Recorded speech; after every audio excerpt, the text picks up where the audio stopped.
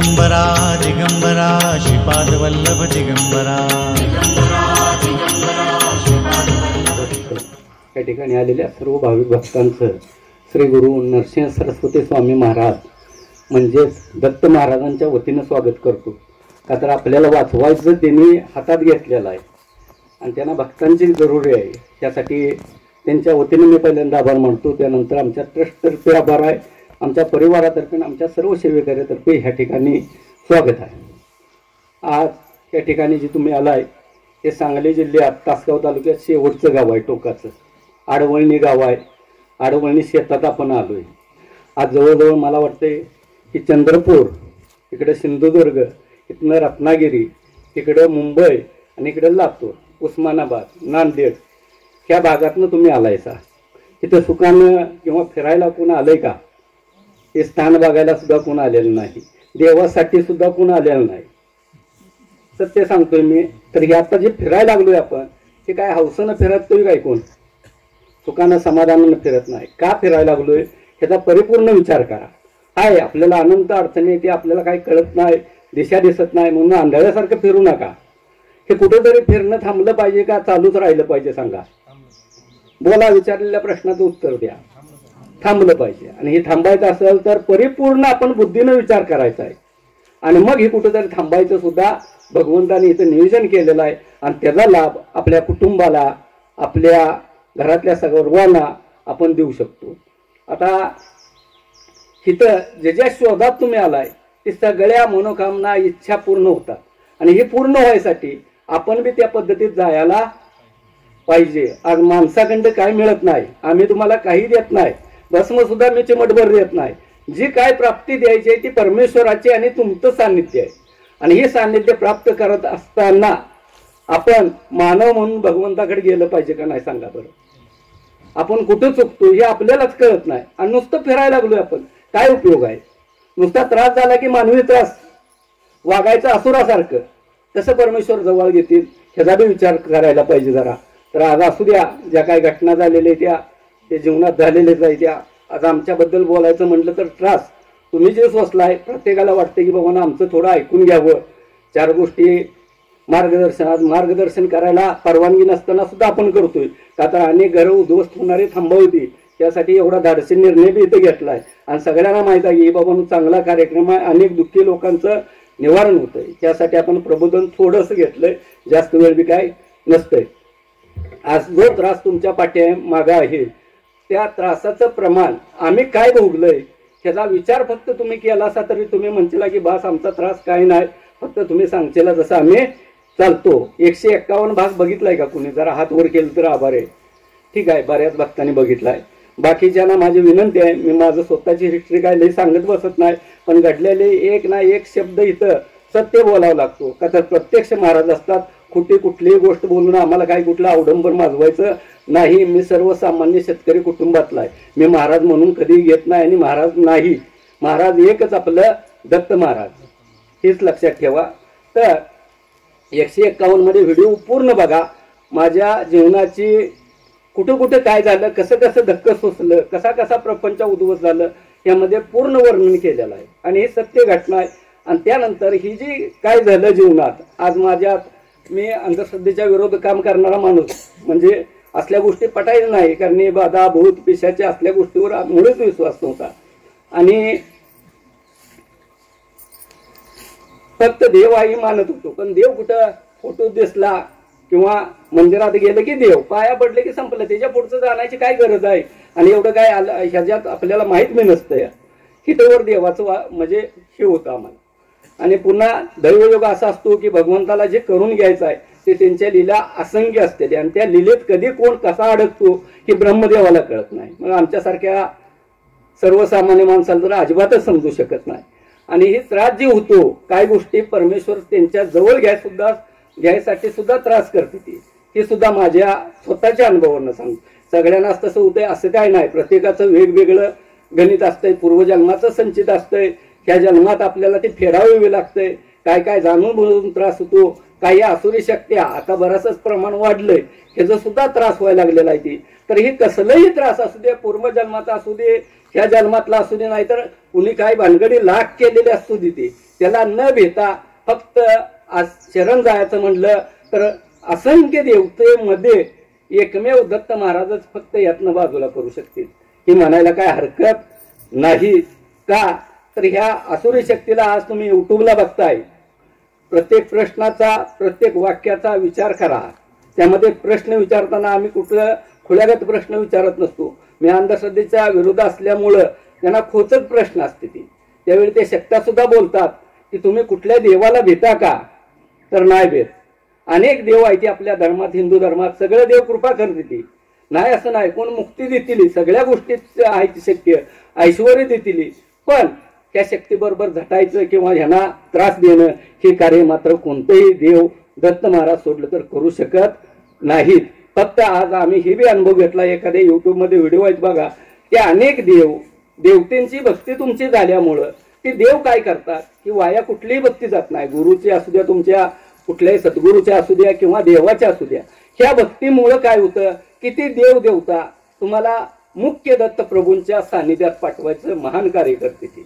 आणि आज तुम्ही जे आलाय ते त्यांच्या देवी देवतेच्या कृपेमुळं किंवा तुमच्या कुळस्वामीच्या कृपेमुळं आपल्याला हे मोराळचं स्थान दत्तप्रभूंचं भेटलेलं आहे. आज माझ्या जीवनात काय घडलं की शेतकरी म्हणलं की असंख्य त्रास आलं, काय ते सांगायची गरज नाही. बरेच शेतकरी कुटुंब असते ती, ठीक आहे.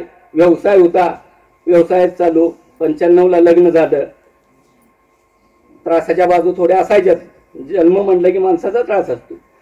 खरा त्रास कधी म्हणायचं की माऊली ज्यावेळी माणसं अचानक आपली जायला सुरुवात होत्या त्यावेळी मात्र खरा त्रास. पैसे आजचं उद्या येऊ देते, परवा येतील, तसंच त्रास चालू झाला. व्याधी, मुलगी झाली एक, जन्मल्यापासून दवाखाना तिला चालू झाला. म्हणजे मानसिक त्रास, शारीरिक त्रास त्या मुलीला झालं. वडिलांना बी त्रास होता, आजारी होते. वडिलांना दम्याचा त्रास होता. 2000 साली वडील वारले अचानक. ठीक आहे, दम्याच्या त्रासामुळे श्वासामुळे वारले असेल. सायन्स, विज्ञान, मेडिकल, डॉक्टर मान्य करायचं आहे, आपण नाकारायचं नाही. वडिलांचं मान्य करून घेतलं की दम्याच्या त्रासामुळे मृत्यू झाला असेल, जाऊ दे म्हटलं, काय विषय एवढा मोठा गंभीरतेने घेतला नाही. 2001 साली दुसरा झटका. 2000ला वडील, 2001 मध्ये युट्यूबला 151 भाग बघा. मी काय जास्त सांगत नाही, थोडंसं त्यातलं सांगायला लागलोय. 2001ला मुलगी. काय झालं की इथं तासगाव 18-20 किलोमीटर गाव आहे आमचं, म्हणजे तालुका. तिथं जायचं, ते ऍडमिटच करायचे मुलीला. झालं, डॉक्टर न्या म्हटलं की मग न्यायचं, आणायचं, औषध चालू, ही चालू होतं. आता तिथं ऐकायला तुमच्याच कुटुंबातले ती बाकीचे जे मेंबर आहे ती त्यांनी जे विचारायसाठी त्यांनी आत जायला हरकत नाही. 1 ते 10 नंबर कोण असेल त्यांनी आत जावा, बाकीच्यानी इथंच बसा. 1 ते 10 कोण असेल तेवढीच जावं.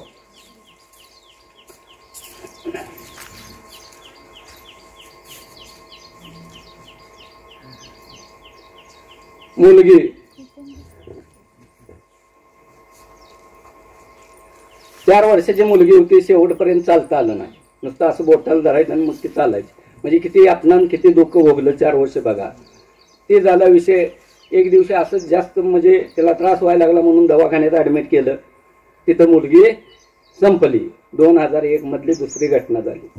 त्यानंतर आता म्हणलं जाऊ दे, मुलगीला मुक्ती मिळली, तिला शारीरिक पीडितनं कुठेतरी भगवंताने सोडवले म्हणून समाधान मानलं. आता तरी व्यवस्थित रुटीन चाललं. रुटीन चालूच तर पुन्हा तिसरा प्रकार चालू झाला. मंडळींना डोकं दुखायचा त्रास चालू झाला. अरे डोकं दुखतंय, कुणाकुणाचा हात वर केलं तर आभार आहे. नेहमी दुखतंय का? गांभीर्याने घ्या जरा.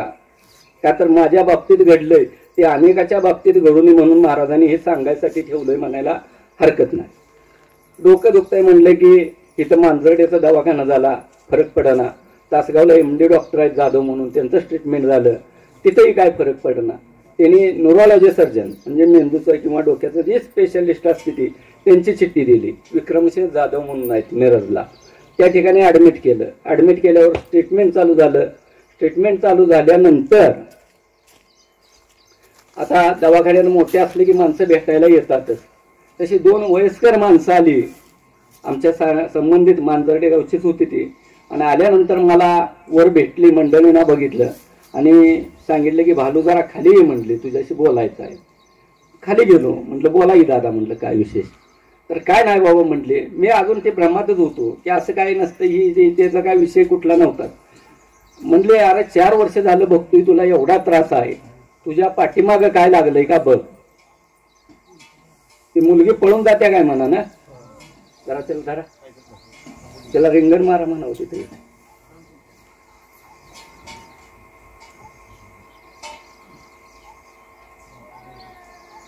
उचलून आणत जरा तिथं रिंगण मारा म्हणवते ना, रिंगण मारा म्हणावं. तुमचं कोणतं गाव? हा, हे असं किती वर्षभर तिथे शांत बसायचं, रिंगण मारलं जाईल तुला, जाग्याला बस पडदिशी. रिंगण मारा एक तिथं पाठीमागच मारा, पाठीमाग रिंगण मार जाऊ जाऊ न्या जाऊ तिथं. शांत बस बाळ.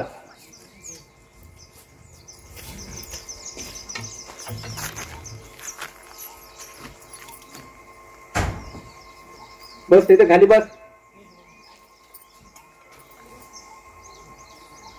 जरा मोठं रिंगण मारा चालतंय, बसू दे.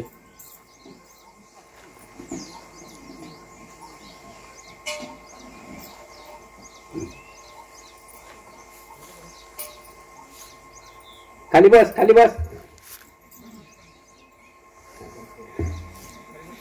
ती सगळं नुसतं शक्तीचं इफेक्ट आहे ती.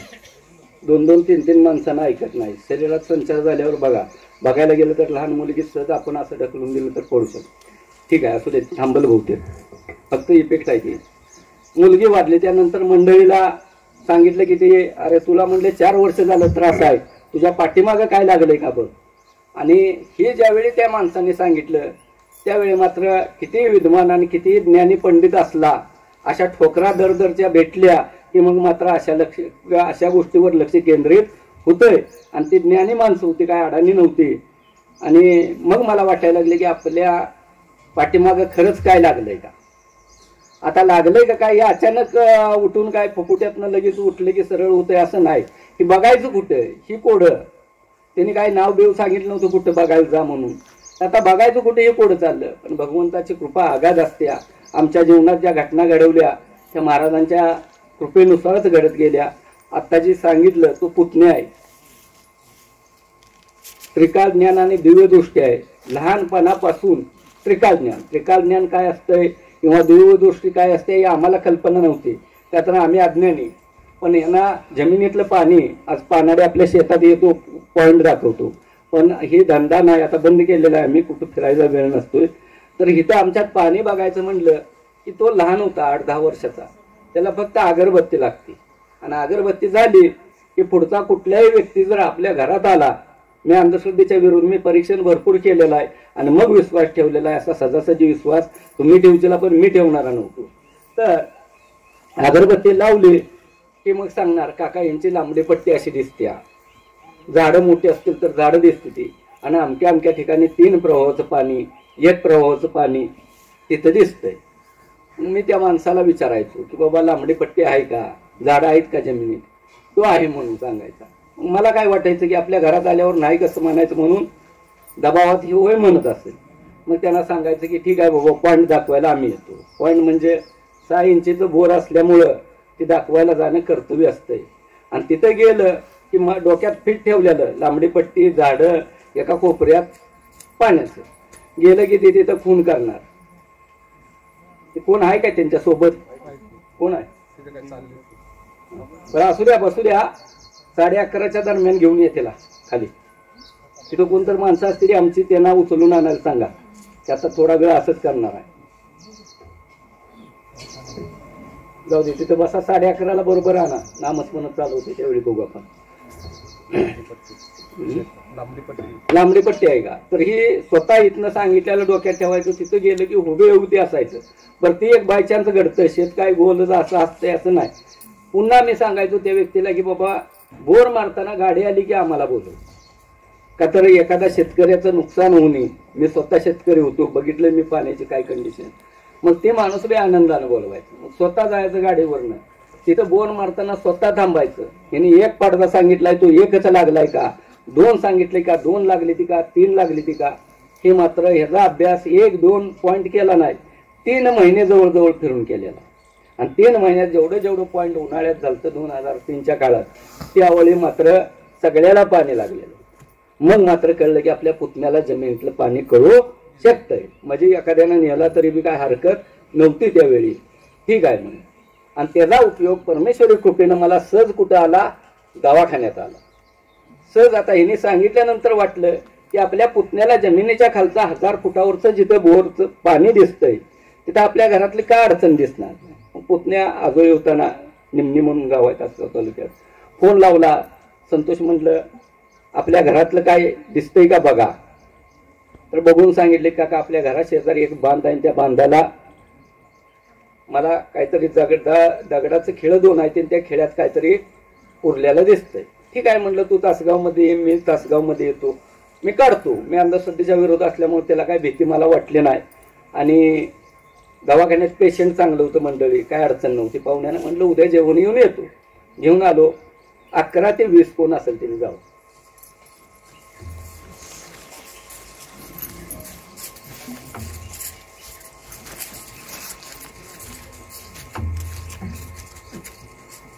अकरा ते 20 नंबर कोण असेल त्यांनी जायचं आहे.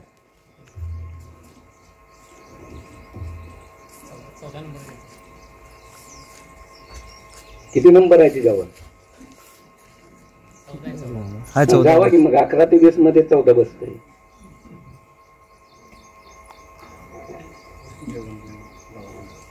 तर दवाखान्यात आलो. इथं आल्यानंतर 8:30 वाजले असतील अंदाजे. आल्यावर बांध आता 4 आहेत शेताला. इथं हा ही वस्तुस्थितीतलं शेत आहे. आणि विचारलं बाबा कुठला बांध आहे. त्यांना आता अगरबत्ती घेतली, बघितलं आणि सांगितलं की आता जिथं तुम्ही चावेला पाय धुतलं बघा समोर तो बांध. एवढ्या वर्ष राहतोय कशाला त्या बांधावर बघतोय. तिथं गेलो, बघितलं प्रत्यक्ष तर दगडाचं खेळ 2 मात्र होतं. माझ्या आयुष्यात मी कधी बघितलेलं नव्हतं. ठीक आहे थोडा वेळ गेला, असू दे हाय म्हटलं बघूया. 10 वाजत आले असतील. चल म्हटलं मी काढतो. तयारी केली मानसिक. गेलो. पहिला खेळा विस्कटला हाताने, दगड असल्यामुळे काय बाकीचं साहित्य लागलं नाही, तिथं काहीच नाही. आणि दुसरा खेळ्याला हात लावल्या ही भीती दाखवायसाठी सांगत नाही, मी स्वतः भोगलेला आहे. कुणी माना अगर न माना हा विषय तुमचा आहे. दुसऱ्या खेळ्याला हात लावल्यानंतर सांगितलं पुतण्यानं की काका आज चला. काय झालं बाबा. तर तिथं म्हणला आता तिथं वर्णन सुद्धा करू शकत नाही, असलं विचित्र मला काहीतरी दिसतंय. ठीक आहे म्हणलं चला. आता सांगणारा घरचा काय देवऋषी नाही किंवा मांत्रिक नाही, होय बाबा म्हणून भीती दाखवतो पैसे काढतोय. करायचं काय आता. मग त्यावेळी आमची लायकीच नव्हती, भक्ती म्हणजे काय नव्हतं, कुठलं सामर्थ्य नव्हतं. त्यांनाच म्हटलं बाबा तुला संतोष मातेची दैवी कृपा आहे, तू त्यातनं काय तर निघते का बघ. ठीक आहे म्हटलं. मग त्यानं आपलं संतोष मातेला विनंती करून देवीला देवतेला भस्म घेतलं, तिथं टाकलं. टाकल्यानंतर मग पुन्हा आलो आत. आता काय झालंय बघ म्हटलं. तिथं बघितल्यानंतर सांगितले काका आता भिवू नका म्हटला, तिथं काही ते दिसत नाही. बरं झालं, समाधान वाटलं. ते समाधान किती, आळवावरचं पाणी जी म्हण आहे ती स्वतःच्या बाबतीत तंतोतंत खरी घडली. समाधान वाटलं. तोपर्यंत 10:15 वाजत आले असतील. आई आमची सहज धक्का दिला तर 3 कोलांट्या होणारी आई तिथंच होती. सगळं बघत होतो, चाललं होतं. आणि एकाएकी ती जी शक्ती आता तुम्ही बघताय युट्यूबला, ती मला माहीत बी नव्हतं शक्ती म्हणजे काय असते, नी करणी बाधा काय, नी काय भांडवल नव्हतं. ती जी शक्ती होती ती तिथनं निघून आईच्या शरीरात संचार झाला. आणि संचार होऊन त्यानं बोलायला चालू केलं की तू म्हणली मला अंगाऱ्यावर आणि भंडाऱ्यावर घालवतीस काय, आणि तू तिला कुठल्याही दवाखान्यात ठेव, कुठल्याही मांत्रिकाकडनी मी तिला सोडणार नाही. ऍक्च्युली ती 4घांना ऐकणं झालती. ही वस्तुस्थिती मी अंधश्रद्धेच्या विरोधातून मी अनुभवली.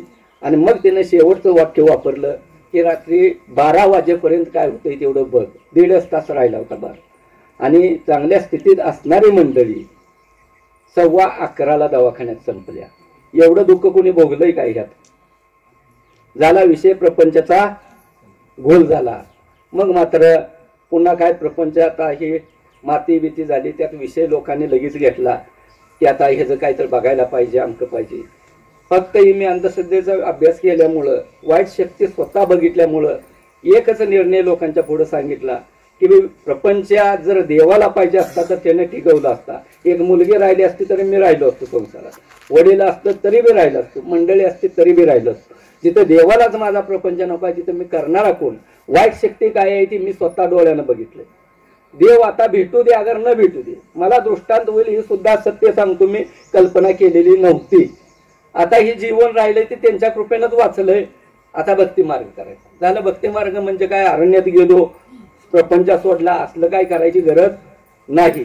तिथनं 1-1.5 किलोमीटरवर मोराळे गाव आहे, तिथं कोळेकर महाराजांचा मठ आहे. रोज जाणे, त्या मठात शिवलिंग जे आहे ती पिंड काशीच आणलेले पूर्वजांनी, त्याला पाणी घालणे, 2 समाधी आहेत त्या, तिथं जाणे आणि शिवलेला अमृत 11वा अध्याय नित्य वाचन करणे. तिथनं यायचं घरी, डबा घ्यायचा, व्यवसायाला सांगलीला जायचं. सांगलीतनं दिवसभर व्यवसाय करायचा. सगळं संपलंय म्हणून व्यवसाय बंद केलेला नाही. कर्तव्य कर्म हे प्रत्येक माणसाला करावंच लागेल, त्यात बदल करायचा नाही. यश देणं न देणं भगवंताच्या हातात असते.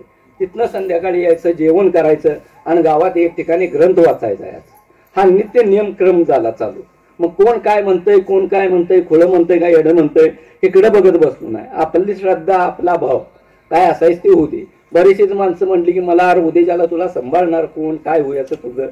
त्यावेळी एवढी मानसिकता ठेवली होती या शक्ती बघून की जोपर्यंत माझं शरीर चालतंय तोपर्यंत चालेल मी. ज्यावेळी होतच नाही मला त्यावेळी पुढचा विचार मी करीन. नदीची पात्र भरून जाते ती, या देहाचं काय करायचं त्याचा मालक मी आहे, कुणाला त्रास द्यायची माझी भूमिका नाही. हितवरचे ठाम निष्ठा ठेवली होती. आणि असा भक्ती मार्ग 4 वर्षे झाल्यानंतर, फक्त 4 वर्षे, की भगवंताने बघितलं या प्रपंचातनं होरपळून ही व्यवस्थित राहतोय का. 4 वर्षे भक्ती मार्ग झाल्यानंतर शंकर, दत्त, विष्णू वेगवेगळं आपण जे समजतोय ते भ्रम आहे. ते माझं स्वतःच्या बाबतीत झालं तर मी शंकरांना मानणारा माणूस, लिंगायत धर्म असल्यामुळं शंकर, बाकी काय कुठलं नव्हतं. पण शंकर म्हणजेच दत्त आहे. की नंतर कळलं की त्यांची कृपा भोलेनाथाची झाल्यावर दत्त महाराज भेटते. सगळं एकच आहेत त्यांचे रूप, आपणच भांडण करत बसतो. तर शेंच्याकडे पाठवलं, दत्तप्रभूंच्याकडे. गाणगापूरची काही कल्पना नव्हती, दत्तभक्ती नव्हती. आज जे तुम्ही युट्यूबला बघा त्यामध्ये सगळी माहिती 151 व्हिडिओमध्ये सांगितलंय. एक मुलगा म्हणजे शरीरात संचार होणारा, त्याच्या माध्यमातून आमच्याकडे पाठवला. आम्ही त्याला पुतण्याखंड चेक केला, त्याला कुठे निघाल म्हटल्यानंतर गाणगापुरात त्या पोराला त्याच्या वडिलाला पाठवला. आमचा काही संबंध नव्हता. जा बाबा तिथं महाराज दिसते, ती पुतण्याला दिसत होतं महाराज. का तर त्रिकाल ज्ञान असल्यामुळं देव आता कुठं आहे हे सुद्धा बघायचं सामर्थ्य. आज नशीब तुमचं चांगलं आहे, आमचं चांगलं आहे की त्रिकाल ज्ञान आहे म्हणून ही जागृत स्थान मार्ग भगवंतांनी केलेला आहे. लाखो रुपये दिलं तर त्रिकाल ज्ञानाचा व्यक्ती सापडू शकत नाही आपल्यासारख्याला. ती परमेश्वरी कृपा फार मोठी आहे. झालं त्यानंतर तो मुलगा तिथे गेला, तिथनं परत आला आमच्या सानिध्यात. म्हटलं काय झालं, तू मोकळा का झाला नाहीस. त्या शक्तीला विचारलं त्यावेळी मी. तर म्हणला जिथून इथं पाठवलंय महाराजांनी तुला त्या ठिकाणी तू जा म्हणून सांगितलंय. पटेल का कुणाला. दत्त महाराज सांगतील का त्या शक्तीला तू जा बाबा या माणसाकडे. मला पटलं नाही, 3 वेळा विचारलं आणि शेवट त्याला सांगितलं की मी कचऱ्याच्या कणातला कण होऊ शकत नाही त्यांच्या समोर, आणि माझ्याकडे पाठवली मला पटत नाही. ठीक आहे म्हणला, तुमच्या तुम्ही बघा. मग म्हटलं ठीक आहे म्हटलं, चल म्हटलं. त्याला घेऊन गेलो, इथं आलो. पुतण्यानं विचारलं काय करूया. अभिषेक करायला लावलं. अभिषेकात काय मोठं सामर्थ्य आहे देव जाणं. आता सध्या सुद्धा अभिषेकचं माध्यम आपण वापरलंय. अभिषेक करतानाच निम्मा अर्धा अभिषेक त्या पोरालाच घालायला लावला त्या वाईट शक्तीला. आणि निम्मा झाल्यानंतर त्यानं सांगितलं की काका माझी एक विनंती आहे. कोणती. ते मुलगाच होता मेलेला म्हणजे ऍक्सिडेंट मधला. म्हटला विनंती आहे. कोणती. तर ह्याच्या शरीरात मला पौर्णिमेला ना अमावस्येला प्रवेश करायची परवानगी द्या. म्हटलं त्रास द्यायसाठी का. म्हटला याला त्रास द्यायचा असला की एका मिनिटात धडाधड जीव नको करून सोडतोय. 20 ते 25 वेळा पाडत होता दिवसात. आणि तुम्ही सांगितल्यापासून आज 5 दिवस झालं कुठला त्रास दिलाय का. ठीक आहे देत नाही म्हणून वचन दे म्हटलं. वचन दिलं, तो आत्मा बाजूला झाला. विषय संपला. बाजूला झाल्यानंतर तो मुलगा पुन्हा क्लिअर 2 दिवस माझ्या सानिध्यात राहिला. 2 दिवसात त्याला कुठलाही त्रास झाला नाही, पडला नाही. मग मात्र डोक्यात घुमायला लागलं. का तर विचार अंधश्रद्धेचा असल्यामुळं काही गोष्टी त्यातनं चांगल्या बी झाल्या की ह्याला आपल्याकडे देवाने का पाठवलं. चांगला झाला म्हणून विचार यायला लागला. जर ते पडत असतं तर त्याचा विचार आपण केला नसता. आता का पाठवलं याचं उत्तर कुठं मिळणार होतं. कुठे बघायला पाहिजे. गाणगापूरला. का तर तिथनं पाठवलं म्हटल्यावर त्याचं उत्तर तिथंच मिळणार होतं. मग त्यावेळी मी पुतण्यावरही विश्वास ठेवला नाही. आज समोर महाराजांच्या बोलतोय. पुतण्याला घेतला. का तर त्याला दिसतच होतं, त्या मुलाला बी देव दिसत होतं. वाईट शक्तीला दिसतात, आता काय तुम्हाला युट्यूब बघताय कळतंय. त्या मुलाच्या ते संचार केला शक्तीचा, का तर दोघाची एक वाक्यता येत्या का आपण एवढ्या लांब चालतोय, गाणगापूर कुठं आहे माहित नाही, गेलो पंढरपुरातनं, रात्रीची गाडी होती तिथनं पोचलो, त्या झाडापाशी झोपलो. हे समोर आहे बघा, दिसतंय का? 2007 साली कोण जात होतं का? 7ला 7च्या अगोदर नाही. आता कट्टा आहे, तिथं पहिली जाळी होती, एवढाच बदल झालाय. बाकी आहे तसं मंदिर आहे, झाड आहे. तर तिथं गेल्यानंतर इथंच देव दिसलं होतं. आणि अजून सुद्धा तुम्ही गेला कधी गाणगापूरला जावा, त्या झाडापाशी जरी दर्शन घेऊन निवांत थांबला तरी सुद्धा चालतंय. भगवंताच्या आम्हाला ह्या 2007 साली जे अनुग्रह झाला ती प्रत्यक्ष ठिकाण ती आहे. मग मी गेलो, आंघोळ केली संगमावरती. संगमावर आंघोळ करून आम्ही आलो. मी मध्ये बसलो, चिकित्सक वृत्ती दोघं एकच सांगतील का? पुतण्याला इथं बसवलं आणि त्या मुलाला इथं बसवलं आणि अगरबत्ती लावून दिली त्या झाडापाशी, म्हणजे पुतण्याला. बाबा बघ म्हणलं इथं आता काय दिसतंय का त्या झाडात? एवढं म्हणल्यानंतर पुतण्यानं बघायला चालू केलं. तेवढ्यात एका सेकंदात हिने हात जोडलं आणि ह्यानं बी हात जोडलं आणि दोघांनी उत्तर दिलं की काका महाराज आहेत. आता शंका घ्यायला काय वाव नव्हता, मी सुद्धा हात जोडलो. मग ज्या उद्देशानं गेलतो तो उद्देश विचारायचा होता मला. मग पुतण्यालाच विचारायचं होतं, ज्याला दिसतंय त्यानं देव विचारलं पाहिजे. मी मला दिसत नाहीत म्हटल्यावर अजूनही दिसत नाही, ह्याला आपल्याकडे का पाठवलं विचार म्हटलं, त्या शक्तीला आपल्याकडे का पाठवलं? तर त्यावेळी महाराजांनी सांगितलं, असं बोट केलं. ते दोघं बघत होते आणि सांगितलं की काका बोट केलंय तुमच्याकडं, आणि सांगितलं की तुझी परीक्षा बघायची होती. काय परीक्षा बघितली की तो आत्मा तृप्त त्या मुलाच्या शरीरात प्रवेश करून त्याला काय काय मार्गदर्शन करतोय, कसा फसवतोय किंवा काय, अशा अनेक परीक्षा त्यातनं बघितल्या महाराजांनी. पण त्या मुलासाठी मी स्वतःच पैसे किती खर्च केलं, त्याच्या इच्छा काय पूर्ण केल्या, हे पैसे मी मोजलं नव्हतं.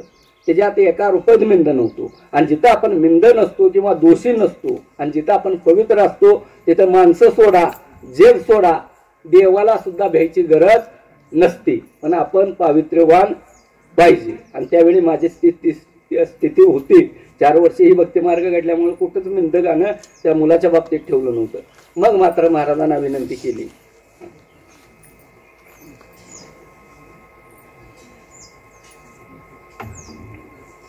21 ते 30 विनंती केली की ती तुझी परीक्षा बघायची होती. म्हटल्यानंतर तर विनंती काय केली, ह्याच्याकडे लक्ष देऊन बघा, ऐका. आज ही जे तुम्ही आलायसा त्याचं उत्तर ह्यात आहे. तर तिथं उद्ध्वस्त झालेलं माझं परिवार दिसलं होतं. उद्ध्वस्त झालेला परिवार तिथं दिसलं.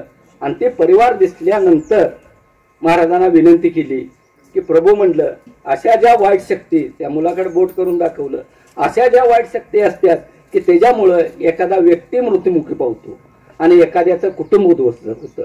माझी बायको मेली, माझं कुटुंब उद्ध्वस्त झालं, हे रडगाणं स्वतः गायलेलं नाही. आणि त्याचं निवारण करायची शक्ती एकाच वाक्यात मागितलं. त्याचं निवारण करायची शक्ती मला नको आहे म्हटलं. मला काय ते शक्ती घेऊन काय करायचं नव्हतं. तुम्ही ह्यांना द्या, पुतण्याला द्या, एवढीच आपल्या चरणी नम्र विनंती म्हणली.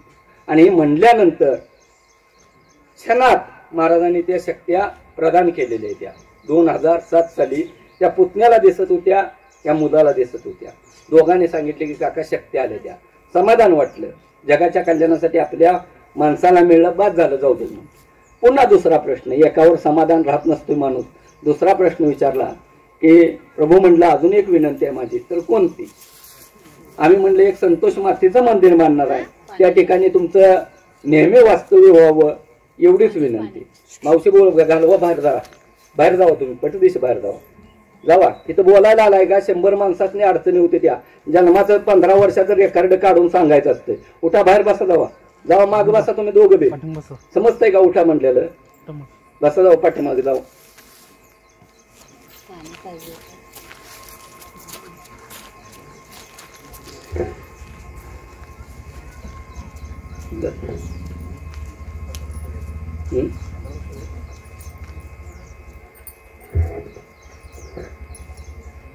हे असं होतंय बघा, माणसं बोलते ते ना तुम्हाला समजतंय ना आम्हाला समजतंय. हा, संतोष मातेचं आम्ही मंदिर बांधणार आहे. आणि त्या ठिकाणी तुमचं नेहमी वास्तव्य व्हावं.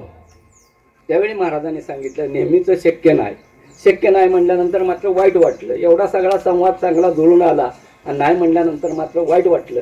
आणि मग काही क्षण गेले असतील त्यानंतर महाराजांनी सांगितलं की आठवड्यातून एक दिवस तुझ्या मी घरी येत जाईन. आता एक दिवस भगवंत येतो म्हटल्यानंतर तो आनंद गगनात न मावणारा होता. तो दिवस कोणता म्हणून विचारलं. आणि तो दिवस ह्या कलियुगात ऑगस्ट 2007 साली दत्तप्रभूंनी गुरुवार म्हणून दिलेला आहे आपल्याला. आणि तेव्हापासून ऑगस्ट 2007 सालापासून हे आमच्या झोपडीत सगळं विश्व त्यांचं आहे. माझं घर कशाचं आलंय सगळं त्यांचंच आहे. 2007 सालापासून प्रत्यक्ष काय म्हणतोय अनेकदा लक्षात ठेवा, छायावास ही भानगड नाही.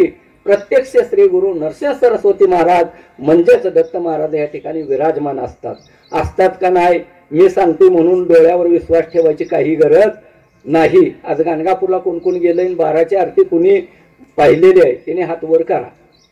12ची आरती बघितल्या का? 12ची आरती ठीक आहे. आज ह्या कलियुगात काश्मीरपासून कन्याकुमारीपर्यंत फिरा देवस्थान सगळं देव जागृत आहेत. कुठला देव जागृत नाही असं म्हणायचं नाही. कुठलाचं मन दुखवणं ही बी भूमिका नाही. पण मध्ये काहीतरी सामर्थ्य असतं. ह्या कलियुगात एक वेळ गाणगापूरला जावा आणि 12 वाजता आणि संध्याकाळी 7 वाजता आरती असते. त्या आरत्या 2 बघा.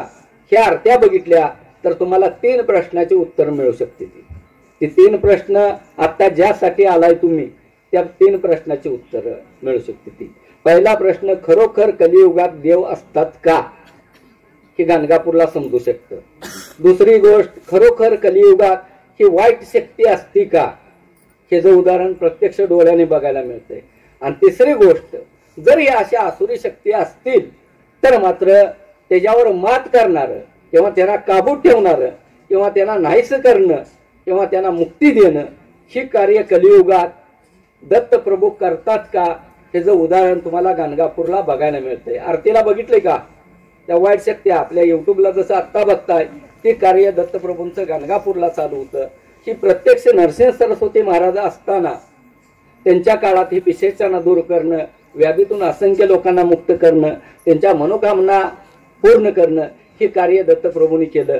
महाराजांचं आज वास्तव्य सगळं सांगत बसलो तर बराचसाच वेळ लागेल. तर प्रत्येकाला विनंती आहे माझी की गुरुचरित्र कथासार प्रत्येकाने घ्या. त्यामधल्या कथा वाचा.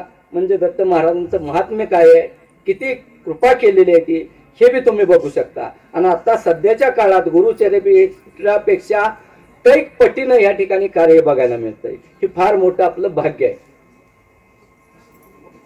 तर महाराजचा जन्म, नरसिंह सरस्वती महाराजांचा जन्म, आता इथं जरा काय गोष्टी स्वामी समर्थ किंवा इतर मार्गात असणाऱ्या व्यक्तींनी जरा लक्ष देऊन ऐका. ही महत्वाची टीप आहे.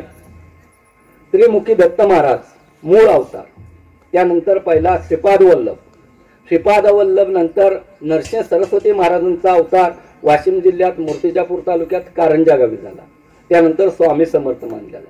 आज या ठिकाणी जी सेवा आहे ते प्रत्यक्ष नरसिंह सरस्वती महाराज स्वतः समर्थ आहे तिथं सगळं कार्य करणार आहे.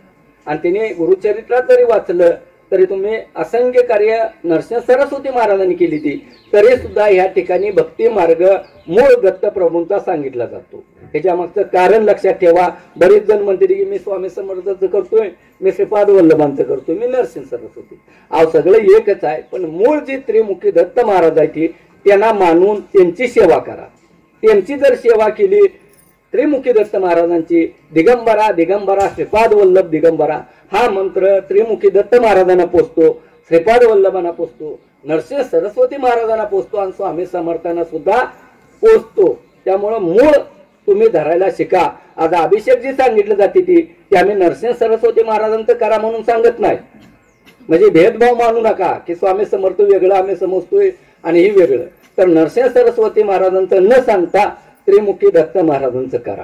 कारण मूळ तीच आहे ती आणि मूळ सेवा त्यांच्यापाशी घडावी ही आमचा उद्देश असतोय. आणि ही कार्य महाराज असताना स्वतः करत होते. महाराजांचा जन्म कारंजाला झाला. तिथून महाराज काशी बद्रिकावन ह्या क्षेत्रात गेले. बरेच वर्षे 32 वर्षे काढली. त्यानंतर पुन्हा कारंजाला आले. परळी वैजनाथला गुप्त रूपानं राहिले. त्यानंतर औदंपूरला कोण जातं का? औदंपूरला 17वा अध्याय घडलेली कथा आहे. मतिमंद मुलग्याला हाकलून दिलता कोल्हापुरातनं, ब्राह्मण कुटुंबातला होता, त्याला विद्या येत नव्हती आणि त्यामुळं तो इथं भुवनेश्वरी माता म्हणून आहे मंदिर, तिथं आलता आणि तिथं आल्यानंतर त्यानं देवीला शरण गेला, तू काहीतरी ज्ञान दे नाहीतर माझ्या जीवनात अर्थ नाही. पण देवी काय एवढी सदासजी ऐकणारी नव्हती. शेवट तो वैतागला मुलगा, आता जगण्यात काय अर्थ आहे म्हणून जीभ स्वतःची कापली आणि देवीच्या चरणावर राहिल्या. गुरुचरित्रातला 17वा अध्याय कथासारमध्ये वाचा, म्हणजे तुम्हाला सर्वसामान्यपणे लक्षात येते. ग्रंथ वाचायच्या नादाला लगेच लागू नका, कथासार वाचा. आणि मग देवीनं दृष्टांत देऊन सांगितले की बाळ इथं थांबू नकोस, तू पलीकडच्या तीरावर, नदीच्या अलीकड मंदिर इथं आहे भुवनेश्वरी मातेचं, आणि पलीकडच्या बाजूला महाराजांचं वास्तव्य होतं. जिथं आता औदंपूरचं मुख्य स्थान आहे तिथं जंगल होतं आणि तिथं महाराजांचं वास्तव्य. त्या देवीनं दृष्टांत देऊन सांगितले की त्या ठिकाणी परमेश्वर आहे स्वतः, जा तुझी मनोकामना पूर्ण होईल. झाला तेवढा दृष्टांत झाल्यावर तो मुलगा पलीकडच्या तीरावर गेला तर आपले नरसिंह सरस्वती महाराज त्या ठिकाणी विराजमान होते. गेल्या गेल्या त्याने दंडवत गाठला, तुटलेली जीभ तिथंच पडली होती. महाराजांना सांगायला लागत नाही, पण आपलं भाव व्यक्त करायसाठी आपण बोलायचं आहे. आणि तिथं गेल्यानंतर महाराजांनी त्याच्या डोक्यावर वरदहास ठेवल्या तुटलेली जीभ तर पूर्वत आलीच. ही विज्ञानाला लाजवणारं मोठं कार्य महाराजांनी गुरुचरित्रामध्ये दाखवलंय. स्थान, गाव, सगळा महिमा त्यामध्ये वर्णन आहे. आणि त्यानंतर जो मतिमंद होता त्याला वडिलापेक्षा ज्ञानी पंडित करायचं सुद्धा कार्य या ठिकाणी केलेलं आहे. तिथून महाराज 4च महिने वास्तव्य होते चातुर्मासाच्या काळात. तिथून नरसिंहवाडीला गेलं, 12 वर्ष राहिलं, अनेक कार्य केले. मी काय सांगत बसत नाही, गुरुचरित्र कथासारमध्ये वाचन करा, तुम्हाला माहिती होईल. आणि त्यानंतर महाराज गाणगापूरला गेले आणि गाणगापूरला असताना, वाडीला असताना असंख्य पेशाच्यांना मुक्ती देणं, त्यांना शासन देणं, हे कार्य महाराजांनी स्वतः केलेलं गुरुचरित्रामध्ये नमूद आहे.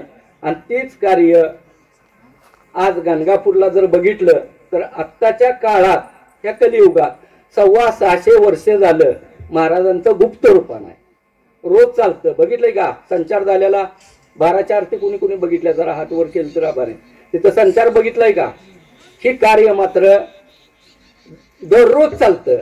आपल्यात आठवड्यातनं एक दिवस आपण घेतो, पण तिथं दररोज चालतं, सकाळ संध्याकाळ. हे जे पिशाच्य बाधा, जे लोकांना वाईट शक्ती असते ह्या संचार महाराजांच्या कृपेनं संचार होतो. आणि तिथं शासन द्यायचं कार्य स्वतः महाराज करतात. येताच्या काठीनं मारलं म्हणलं जातंय, तिथं सुद्धा महाराज त्याच पद्धतीचं कार्य करते. ती 50-50, 100-100 शक्ती असते. त्या कुणी म्हणू नका की ते अडाणी आहे. ती ही 1-1 लाख रुपये, 2-2 लाख रुपये पगार घेणारी लोक सुद्धा तिथं असतात. मुलाखत घेतल्यानंतर तुम्हाला समजल. ही कार्य 650 वर्ष झालं गुप्त रूपानं होतं. पण त्या कार्याचं तिथं गाणगापुरात राहून सुद्धा 10-12 वर्ष सुटत नाहीत लोक. तिथं राहते ती मुक्काम करून, इकडून पैसे मागवते ती, तिथं राहते ती सुख मिळावं म्हणून, पण तिथं सुटत नाही. कारण काय? ते महाराजांना आणि त्या व्यक्तींना माहिती असतं. पण ह्या कलियुगात आता आमचं जसं कुटुंब उद्ध्वस्त झालं, असे असंख्य कुटुंब त्या वाईट शक्तीमुळे उद्ध्वस्त व्हायला लागली. म्हणून ह्या कलियुगाचा विचार करून महाराजांना स्वतःच प्रगट रूपातलं कार्य दाखवायचं होतं. प्रगट रूप कशाला म्हणायचं तुमच्या लक्षात आलं का? काय नाही आलं तर आम्ही सांगतो, म्हणजे तुम्ही निरीक्षण करावं. आत्ता दाखव म्हणल्यानंतर दाखवलं जातं. ही कार्य महाराजांना प्रगट रूपात करायचं होतं. आणि ही कार्य करत असताना कार्य करणारा भगवंत असतात. महत्वाची सूचना इथं, कार्य करणार कोण असतंय? भगवंत, देवदेवता असते ती. कुठलाही माणूस कार्य करत नाही. ज्या देवाची भक्ती करल, अतिशय तो जर भक्ती मार्गात गेला तर देव त्याला अंशता शक्ती देते ती काहीतरी, की ह्याच्या माध्यमातून 4 लोकांचं कल्याण व्हावं, ही त्या देवदेवतेंचा हेतू असतो. पण आजकालचा माणूस इतका, आता शब्दच नाहीत माझ्याकडे, की इतका नालायक झालाय की त्या ज्या देवाने दिलंय त्या देवाला अंधारात ठेवतो. आणि मी स्वतः महाराज आहे, मी स्वतः देव आहे म्हणून जगाच्या पुढे यायला लागली. आणि आपल्यासारखे सर्वसामान्य लोक हे कार्य जावते म्हणल्यानंतर आपण नतमस्तक त्याच्यावर, हे आपल्या चुकायच्या. का तर भगवंताने दिलेलं असतंय, पण ते अंशता दिलेलं असतंय. आणि ती देवाने दिलं म्हणत नाही, ती मी करतोय, ही त्यांची भूमिका होती. आणि ही जास्त दिवस टिकू शकत नाही. आज ती करणारे काय काय महाराज कुठे आहे ते मी सांगायची गरज नाही.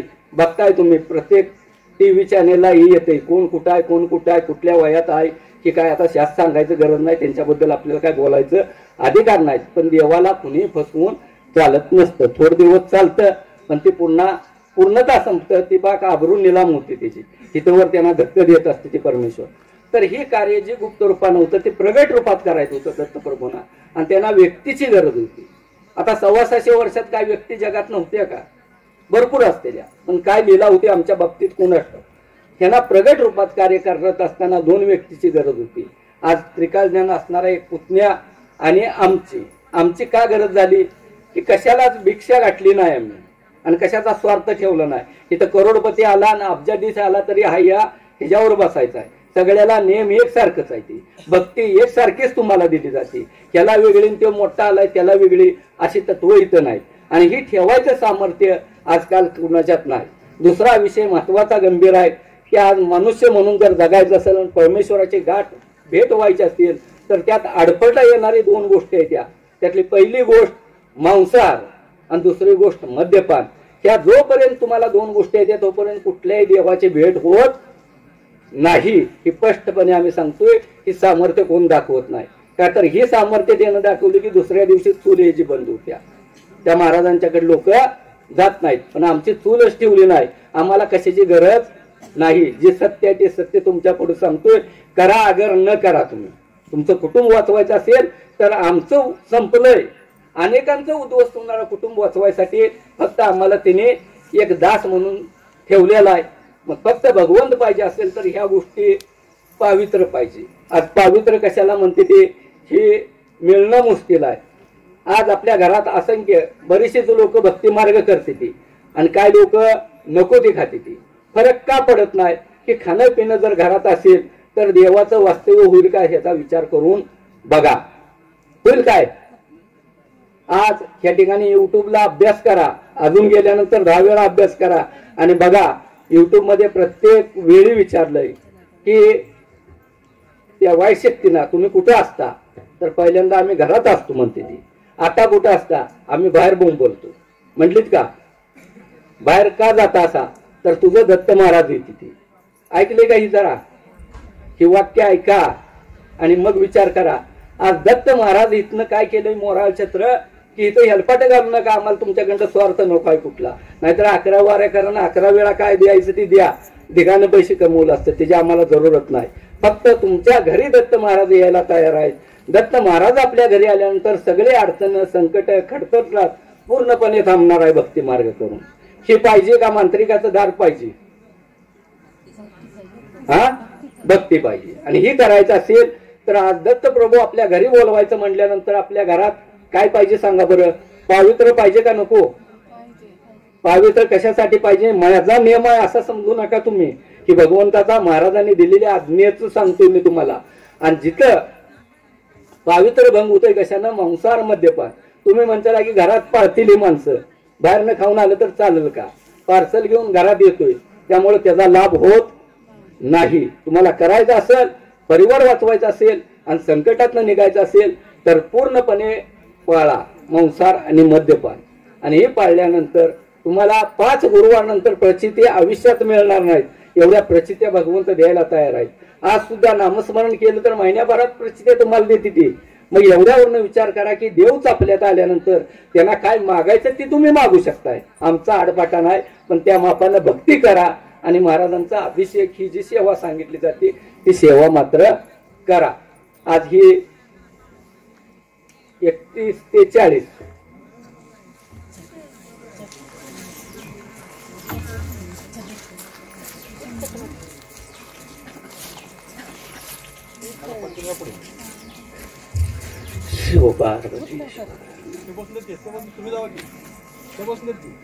त्यांना बसू द्या की ऐकायला बसले ते बसू द्या. 2 माणसं कोण नाही ती एकच माणूस आहे. बसा खाली बसा. हे समजून घ्या आणि आपण कशाच्या नादाला लागलं पाहिजे हे समजून आपण त्या मार्गाने चांगल्या चाललं पाहिजे. तर त्याला जे वापरलं जातो ह्या मुख्य, आता ते शब्द वापरत नाही आपण, वाईट शक्ती म्हणतो आपण, त्याला मुख्य वापरला जातो तो अतृप्त आत्मा. अतृप्त आत्मा माहित आहे का कुणाला? नाही, जवळजवळ सगळ्यांना. आपल्या शरीरात आत्मा ही तर माहित आहे का? नक्की आहे का? नक्की आहे ना?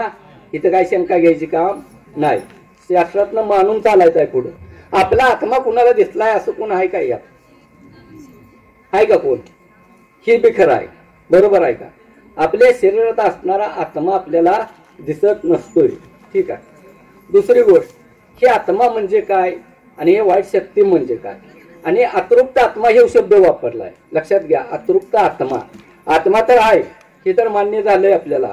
अतृप्त कशाला म्हणायचं? जे जे इच्छा पूर्ण झालेलं नाहीत त्याला अतृप्त म्हटलं जातं. बरोबर आहे का?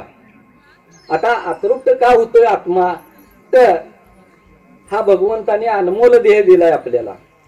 5 रुपयाच्या कुरकुऱ्यावर पाकिटवर लिहिलेलं असतंय मॅन्युफॅक्चरिंग डेट आणि एक्सपायर डेट, 3 महिन्याचा उल्लेख असतो त्याच्यावर.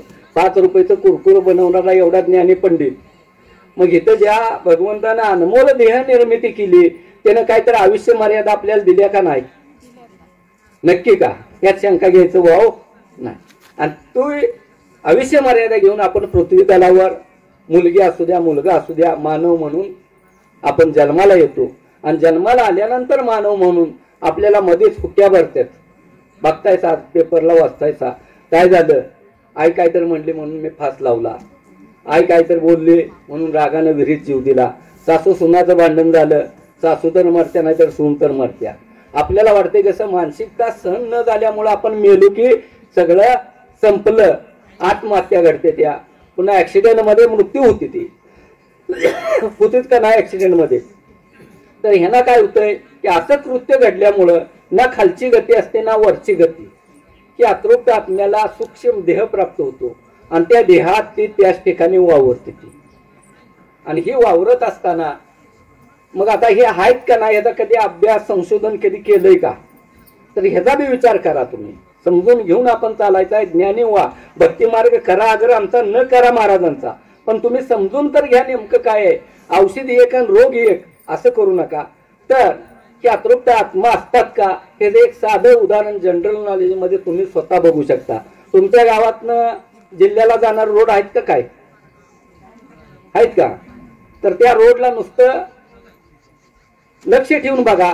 जिथं जबरदस्त ऍक्सिडेंट झालेला आहे, ऑन दी स्पॉट 4-5 माणसं, तरुण, आमच्यासारखी तरुण, मुली, मुलं कोणी संपलेले आहे ती जाग्याला. आणि पुन्हा मात्र वारंवार बघत जावा, त्याच स्पॉटला अपघात वारंवार घडतात. असे ठिकाण आहेत का? हात वर केलं तर आभार आहे ज्यांनी बघितलंय तिने. तिथं तर शंका घ्यायची काय वाव नाही. आता ऍक्सिडेंट का घडतात ह्याचा मात्र इथं विचार करा जरा. तर त्या ठिकाणी अतृप्त आत्मा जी असते ती ही सूक्ष्म देह लाभलेलं तिथंच असते ती. आणि त्यांना काय वाटतं की आपण मेलोय ते मेलोय, पण आपल्याला मित्रमंडळ पाहिजे. आता मित्रमंडळ पाहिजे म्हणल्यावर आपल्यासारखं जीवन चालत नाही. मग ते मिळवायसाठी त्यानं काय केलं पाहिजे? ऍक्सिडेंट. मग डोळ्यावर झापड येणं, स्टेअरिंग फेल करणं, ब्रेक फेल करणं, टायर फुटणं, असंख्य गोष्टी करून त्याच जागेला ऍक्सिडेंट घडवतील. हे साधा आत्मा कार्य करतो. लक्षात आलं का? ही आत्मा बऱ्याच वेळा बघा, ज्यांनी कोणी बघितलं नसेल त्यांनी घटना घडते त्या ठिकाणी लांब न जाऊन बघा, जवळ जाऊन बघू नका, नाहीतर आपला नंबर त्यात यायला नको, दोस्त व्हायला नको. त्यांचं लांब न बघितलं तरी सुद्धा तुम्हाला दिसतंय. आणि ही कालावधी बी त्यांचा पौर्णिमा अमावस्याला जास्त प्रमाण वाढतं. ह्याच्यावर बी लक्ष दिलं तरी तुम्हाला या विज्ञान युगात समजणारा मी जनरल मध्ये सांगितलंय. आणि ह्या गोष्टी आता अतृप्त आत्मा आहेत हे मान्य झालं का? बोला की जरा. हा, इथे शंका राहिलेली नाही. मग आता किती असतील याचं प्रमाण काय आहे का? हे आत्म्यांना तात्पुरतं समाधान वाटतं आणि पुन्हा मात्र पश्चाताप वाटतो की आपण चुकलोय. आता चुकलो म्हणून काही उपयोग नसतोय. मग त्याचा फायदा, त्याला मुक्ती पाहिजे असत्या. मुक्ती ही भगवंताशिवाय कोणीही देऊ शकत नाही. भक्ती कुठल्याही देवाची करा, पण भक्ती मार्ग करा, पवित्र आणून करा, का तर मुक्ती ही भगवंताशिवाय मिळत नाही. मग त्याचा फायदा आजकालची तांत्रिक घ्यायला लागली. ती मंत्रतंत्राद्वारे ह्या आत्म्याशी संवाद साधतात आणि मी तुला मुक्ती देतो, माझं काम करणार का म्हणते ती एक. ती मुक्तीसाठी म्हणते काय असेल ते करायला तयार आहे. मग अशा पद्धतीत असंख्य आत्मा कुणाकडे येते? ते मांत्रिकाकडे येतात. लक्षात घ्या कसं बनतंय हे बी इथं सांगितलं जातंय का तर तुमचं डोळं. आणि ही आलेला आत्मा असते ती, ही आत्मा मांत्रिक पाठवत नसतो तुमच्यावर डायरेक्ट. आज कोण कुणावर का पाठवतो? हे सगळ्यात महत्वाचं आहे. नावं ठेवू नका, त्यानं पाठवलं म्हणून दत्त महाराज तुम्हाला दिसली ती. एक आभार मानतो. मी तर स्वतः म्हणतो की माझं कुटुंब उद्ध्वस्त केलं करणाराचं मी शतस्य आभार मानतो. का, जर त्यानं उद्ध्वस्त केलं नसतं तर मला दत्त महाराजांची सेवा मिळली नसती. एवढं माझं भाग्य झालं.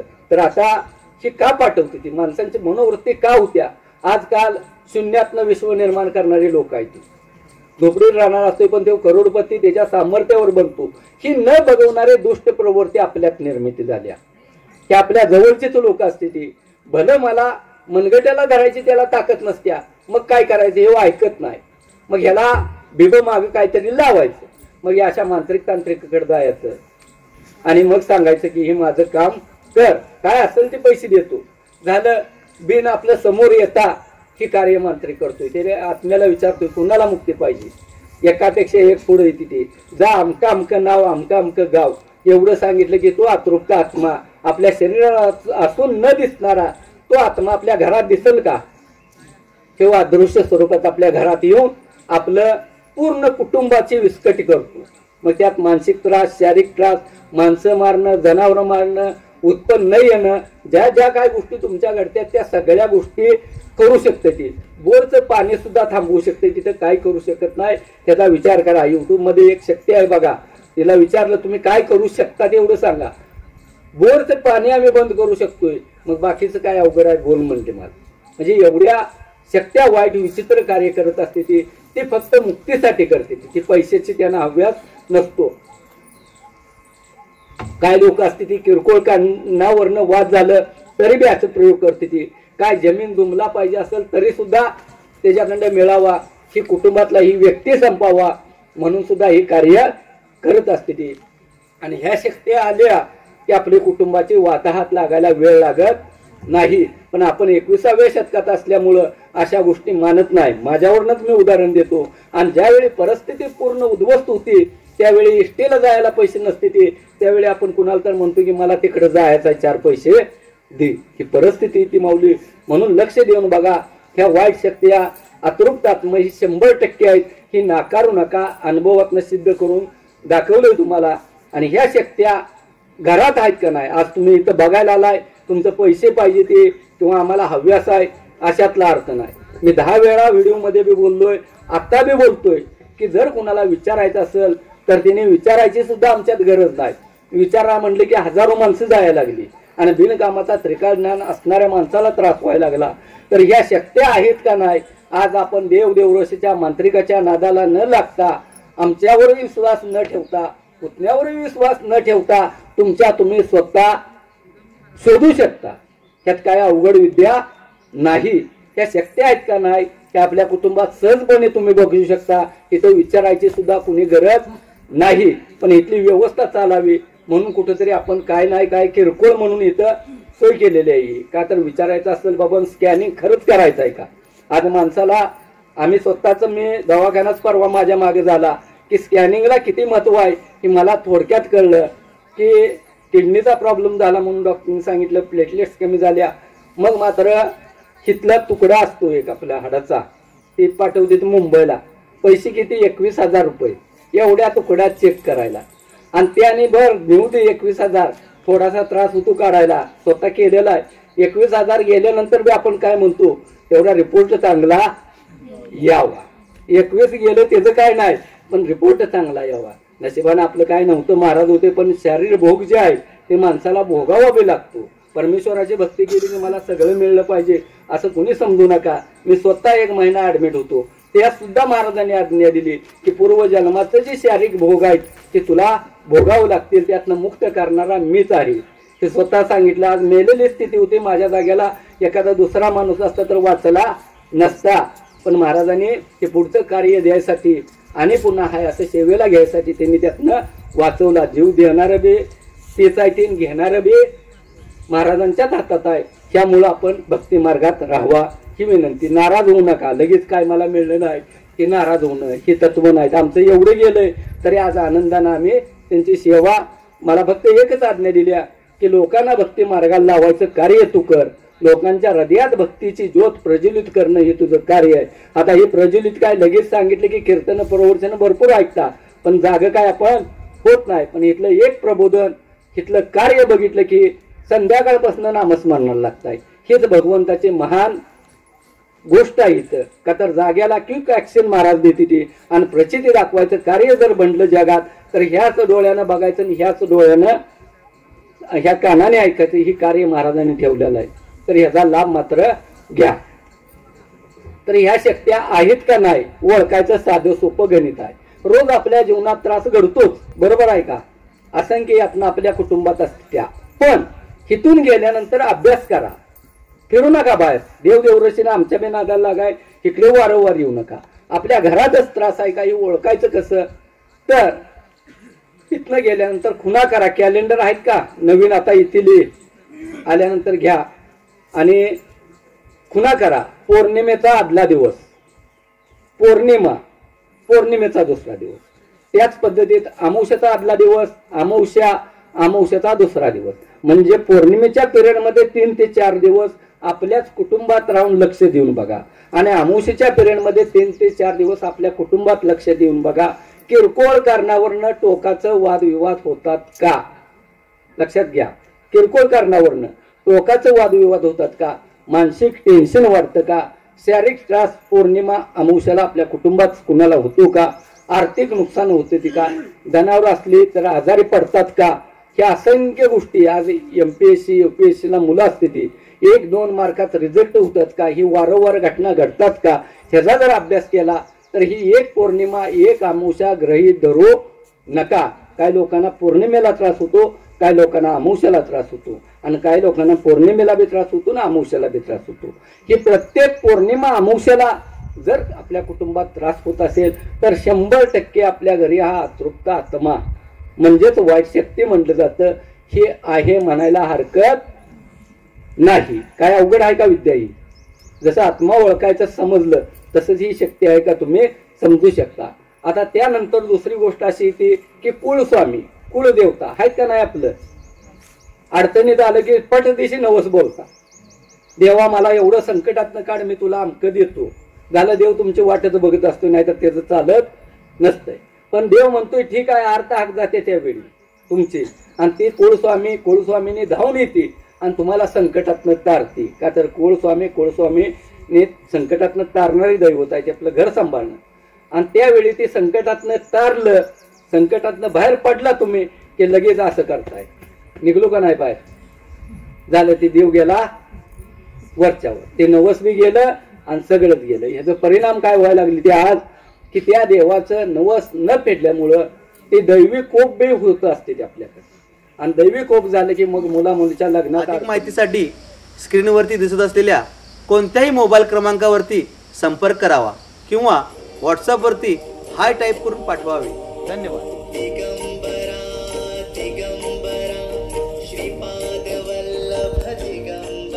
श्री दत्त देवस्थान मोराळे पेड यांचेकडून सूचना. देवस्थानच्या अधिक माहितीसाठी पुढे दिलेल्या कोणत्याही मोबाईल नंबरला व्हॉट्सअप किंवा फोन करू शकता. महत्त्वाची सूचना: फोन करण्याची वेळ गुरुवार व्यतिरिक्त. गुरुवारी सर्व सेवेकरी मंदिरात सेवेला असल्यामुळे गुरुवार सोडून इतर सर्व दिवस सकाळी 11 ते संध्याकाळी 6 पर्यंतच आहे. त्यामुळे इतर वेळी फोन किंवा व्हॉट्सअप करू नये ही विनंती. काकांशीच बोलण्याचा हट्ट धरू नये. आमचे सर्व सेवेकरी जी माहिती देतील त्याचे अवलोकन करावे. आमचे प्रत्येक सेवेकरी आपापल्या संसाराचे रहाट गाडगे चालवत तुम्हाला वेळ देत असतात, याचे भान असू द्यावे. रात्री अपरात्री फोन करून त्यांना त्रास होईल असे कृत्य करू नये ही विनंती. आपले अनमोल सहकार्य लाभेल ही अपेक्षा. धन्यवाद. गुरुदेव दत्त.